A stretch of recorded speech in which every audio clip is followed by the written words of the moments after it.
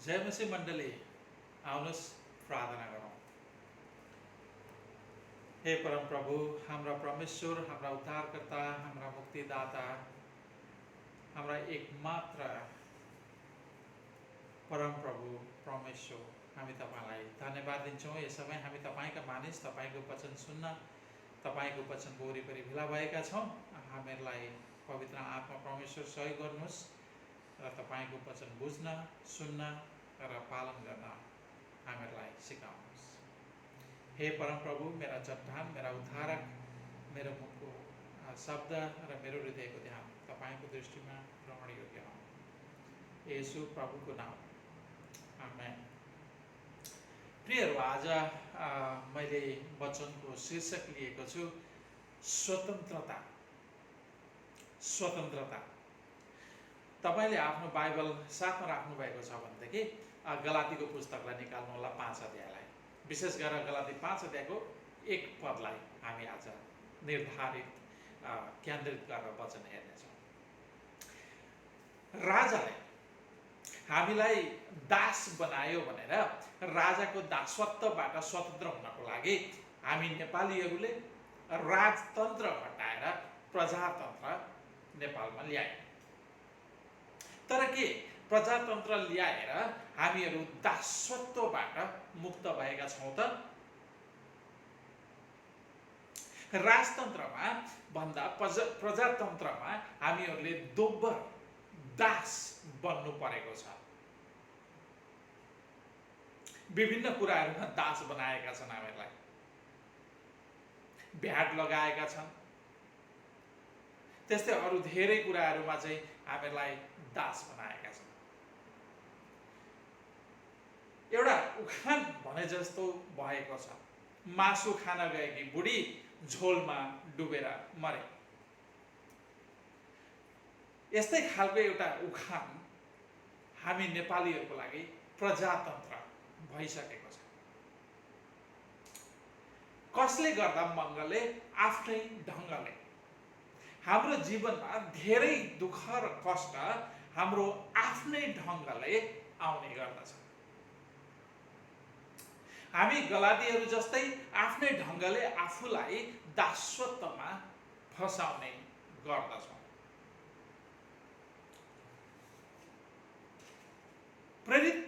Paul प्रेरितले गलातीका क्रिस्चियनहरूलाई येशू प्रभुले व्यवस्थाको दासत्वबाट दिनुभएको स्वतन्त्रतामा दर्हा भएर खडा हुन र फेरि त्यो दासत्व, व्यवस्थाको दासत्वको जुवामुनि नपर्न अर्थी उपदेश दिए।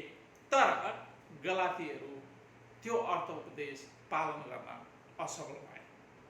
परिणाम पावलले भन्दछन्, गलाती 1 अध्यायको 6 पदमा हामीले हेर्यौँ भनेदेखि पावलले भन्छन्, केही पदहरू म पढ्नेछु तपाईँको लागि। 6 पद। मलाई आश्चर्य लागिरहेछ कि ख्रीष्टको अनुग्रहमा तिमीहरूलाई बोलाउनु हुनेलाई यति चाँडै त्यागेर तिमीहरू भिन्न सुसमाचारतिर लागेका छौ। त्यस्तै 4 अध्यायको 10 देखि 11 पदमा पावल भन्छन्, 10 देखि 11 पद 4 अध्याय, तिमीहरू तिथिहरू, महिनाहरू, ऋतुहरू र वर्षहरू मनाउँछौ। मलाई त यस्तो लाग्छ कि तिमीहरूका निम्ति गरिरहेको मेरो परिश्रम व्यर्थ भयो।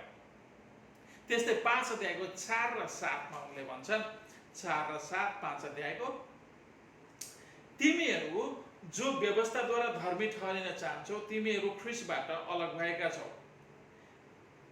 तिमीहरू अनुग्रहबाट तल खसेका छौ। 7 तिमीहरू राम्रै दौडिरहेका थियौ। कसले तिमीहरूलाई सत्यता पालन गर्नमा बाधा दियो?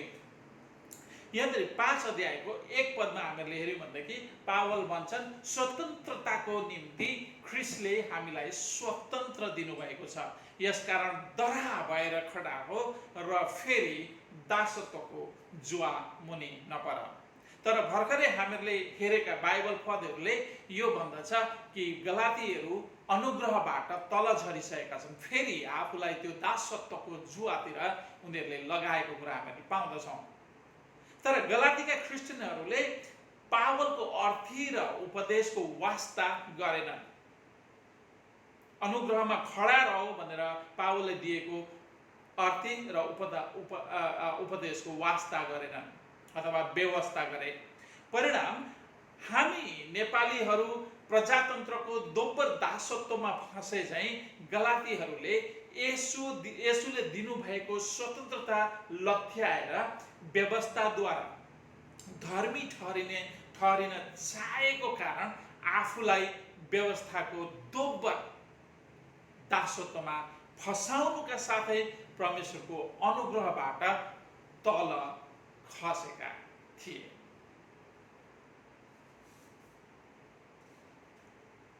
यसकारण झुटो शिक्षामा बहकिएका गलातीहरूलाई फेरि साँचो सत्य सुसमाचारमा फर्काएर ल्याउने उद्देश्यले यो गलातीको पत्र पावलले लेखेका थिए। आज पनि झुटा शिक्षकहरूको कमी छैन।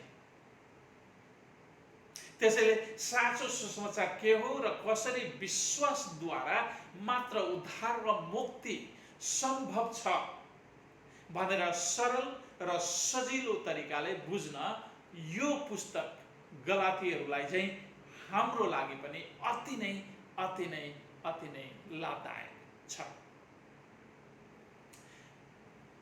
प्रियहरू, बाहुनको परिवारमा जन्मिएको र हुर्किएको मानिस भएकोले जातीय भेदभाव, चल र अचल, छुवाछुत जस्ता धेरै र थुप्रै परम्परागत नीति र नियमका दासत्वमा एकचोटि म थिएँ।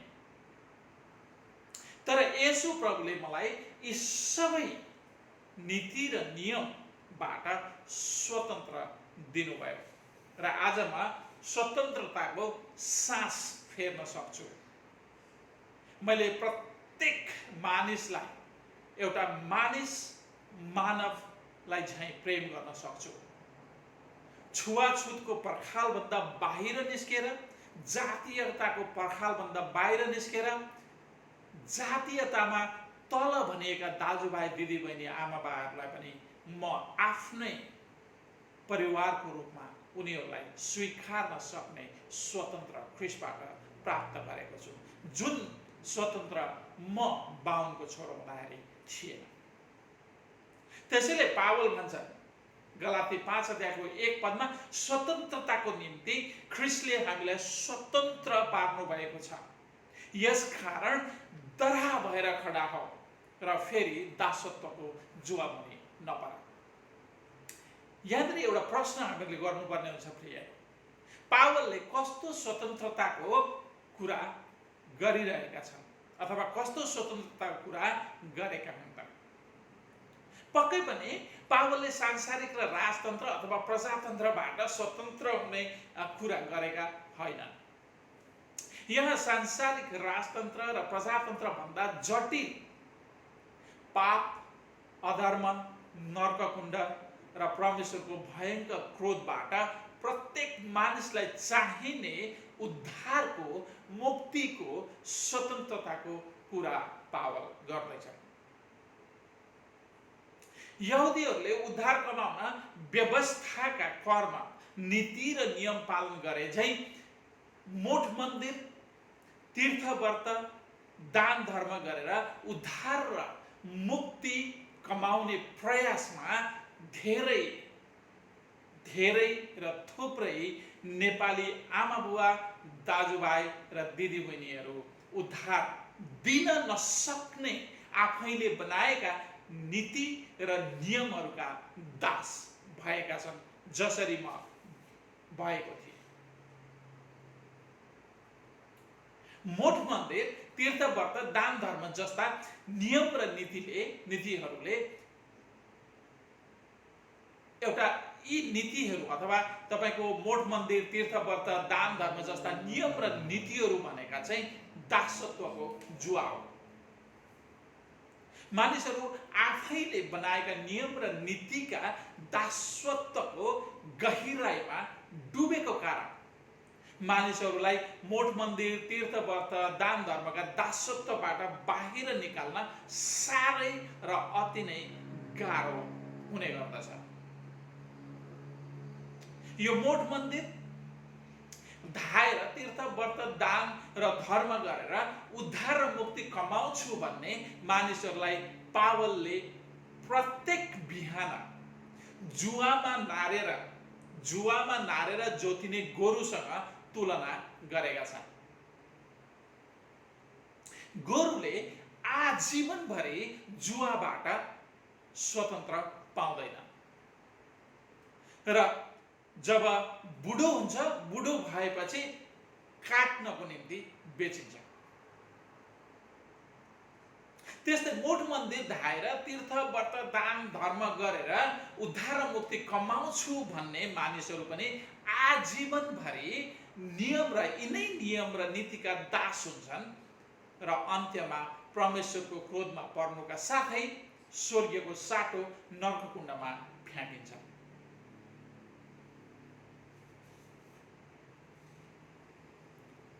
कर्म गरेर स्वर्ग कमाउँछु भन्नेहरूले स्वर्ग प्राप्त गर्न ख्रिस्टका शहीदहरूको अथवा ख्रिस्टका शहीदहरूले भोगेको पीडा भन्दा बढी पीडा खपेर नर्क कमाएका हुन्छन्। कर्म गरेर स्वर्ग कमाउँछु भन्ने मानिसहरू 2 गुणा अभागी मानिसहरू हुन्। किनभने पहिले पृथ्वीमा आफैले आफैलाई शारीरिक शास्ति यातना दण्ड दिएर आफैलाई यातना दिन्छन् र अन्त्यमा मरेपछि परमेश्वरबाट अनन्त दण्ड नरककुण्डको इनाम पाउँदछ। प्रिय, कतै तपाईँ पनि उद्धार र मुक्ति कमाउन आफैलाई शारीरिक शास्ति र दण्ड दिएर भुल त गर्दै हुनुहुन्न? यसु प्रभुमा गरिने विश्वासभन्दा बाहेक अरू कुनै पनि धर्म, कर्म, नियम, नीति र परम्पराका कार्यहरूद्वारा मुक्ति, स्वर्गीय धार्मिकता र अनन्त जीवन प्राप्ति गर्नको लागि लाभदायक छैनन्।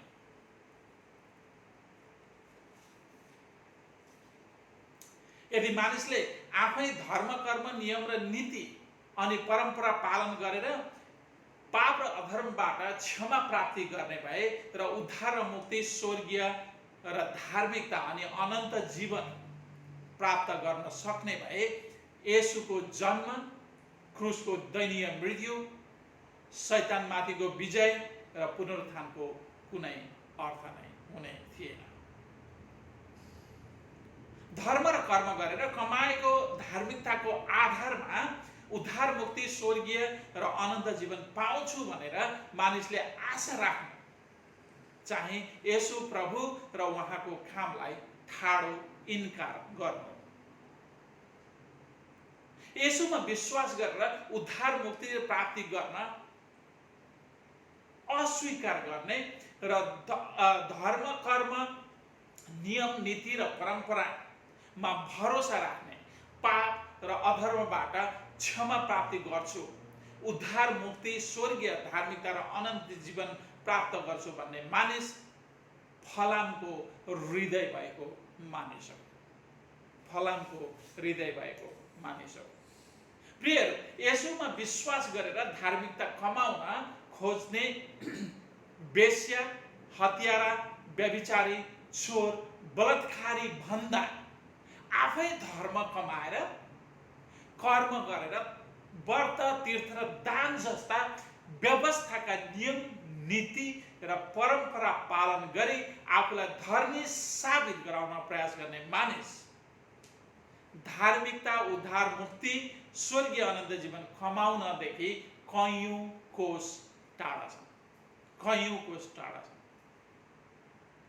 किनभने कुनै पनि मानिसले धर्म, कर्म, व्रत, तीर्थ, दान गर्ने व्यवस्थाका नियम, नीति, परम्परा पालन गरेर परमेश्वरको अघि आफूलाई धर्मी साबित गर्न सक्दैन।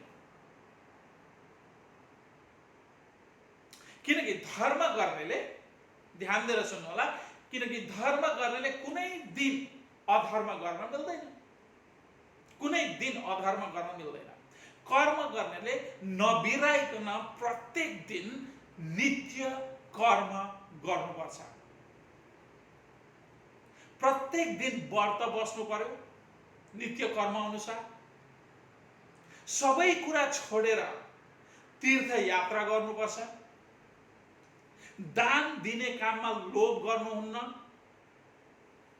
यो काम कसले गर्न सक्छ? पुरानो नियममा जसरी खलाडीको खतना गर्ने यहुदीहरूले मोसाले दिएका सबै व्यवस्था पालन गर्नु पर्थ्यो, त्यसरी नै कर्म द्वारा धर्म कमाउन प्रयास गर्नेहरूले प्रत्येक धर्म कमाउने नित्य कर्म प्रत्येक दिन गर्नुपर्छ। अझै सजिलो तरिकाले उदाहरण हेर्नु पर्दाखेरि कमिलो मार्नु हुन्न, मार्यो भने पाप लाग्छ। खराब सोच्नु हुन्न, पाप लाग्छ। खराब नजरले कसैलाई हेर्नु हुन्न, पाप लाग्छ। रिसाउनु हुन्न, पाप लाग्छ। असभ्य बोल्नु हुन्न, पाप लाग्छ। धनको मोह गरेर पाप लाग्छ। स्वर्गीय नै कमाउने हो भने सबै कुरा त्यागेर सन्यासी, साधु, ब्रह्मचारी हुनुपर्छ भनेर भन्ने गर्छन् र मानिसहरू भएका छन्, तर त्यसले कुनै फाइदा गर्दैन। किनकि सन्यासी साधुहरूलाई पनि तपाईँ र मैले हेऱ्यौँ भनेदेखि उनीहरू पनि रिसाएर फुलिने गरेको पाउँछौँ। कुनै मानिसले होला मैले माथि भन्दै आएका कुराहरूबाट आफूलाई अलग, शुद्ध, धार्मिक, पवित्र, निष्कलङ्क राख्न सक्ने कोही होला। भर्खरै मैले भन्दै आएका कुराहरूबाट कुनै मानिस होला जसले नित्य कर्म गर्न सक्छ प्रत्येक दिन, मैले भन्दै आएका कुराहरू पालन गर्न सक्छ। तपाईँ सक्नुहुन्छ? तपाईमा त्यो शक्ति छ?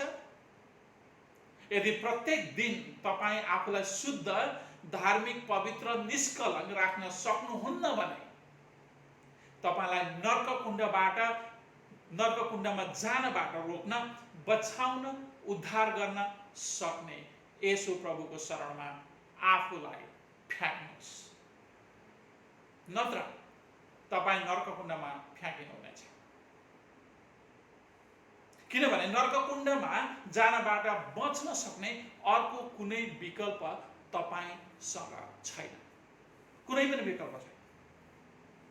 तपाईँ र मैले आफ्नो धर्म कर्म गरेर स्वर्गीय अनन्त जीवन, धार्मिकता कमाउन सक्दैन,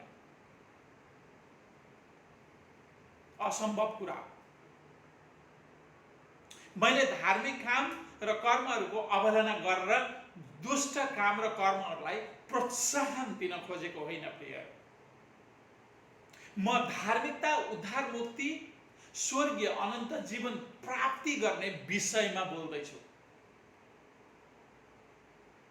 जब धार्मिकता, उद्धार, मुक्ति, स्वर्गीय अनन्त जीवन प्राप्तिको कुरा आउँछ तब येशू भन्दा बाहेक कसैले यी कुराहरू दिन सक्दैन र कसैबाट पाउन सकिँदैन।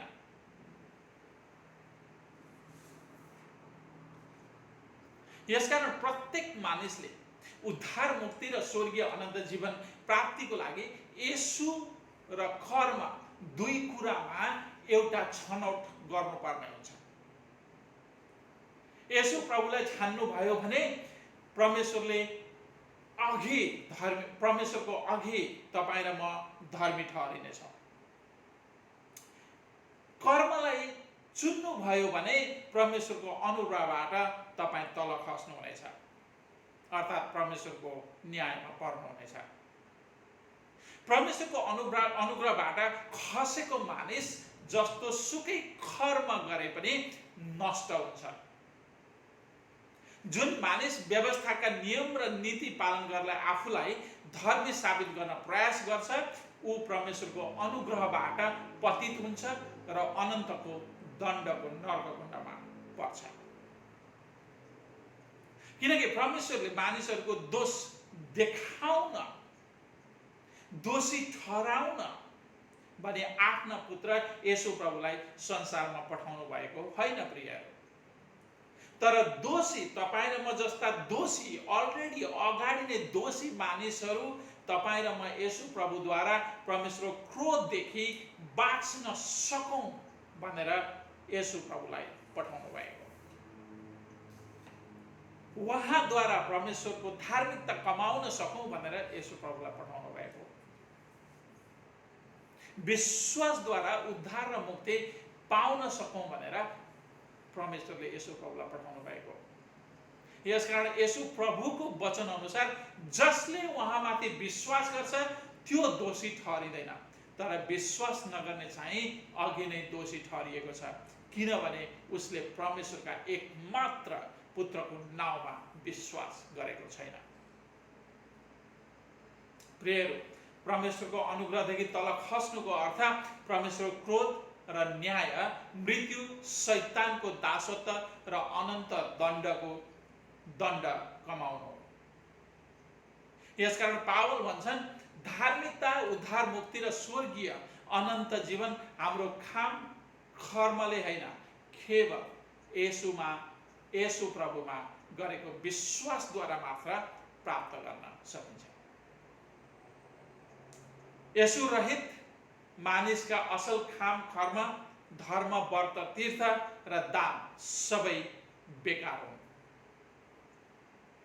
प्रियहरू, तपाईँ र मेरो मुक्ति, उद्धार र मुक्ति, स्वर्गीय अनन्त जीवनको आशा हाम्रो असल काम र कर्मभन्दा उत्तम येशू प्रभुमा निर्भर छ।